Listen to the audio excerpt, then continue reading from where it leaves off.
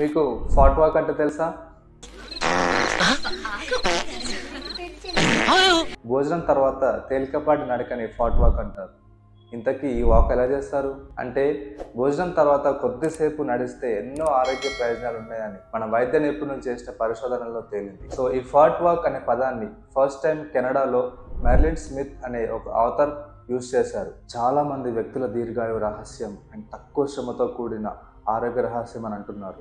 ముఖ్యంగా ఈ వాక్ చేస్తే అజీర్ణ సమస్యలు and blood glucose level spikes and type 2 diabetes కూడా నివారిస్తుంది. ఈ ఫాట్ వాక్ వల్ల మన నోట్లో నుంచి లేదా కింద నుంచి అపాన వాయువు అంటే గ్యాస్ అనేది వెళ్ళిపోయి చాలా రిలీఫ్ ఇస్తుంది. భోజనం తర్వాత మన నడవడం వల్ల మన పేగు కదలిక వల్ల మన గ్యాస్ అంతా వదిలించుకోవడమే కాకుండా మలబద్ధకాన్ని కూడా నివారిస్తుంది.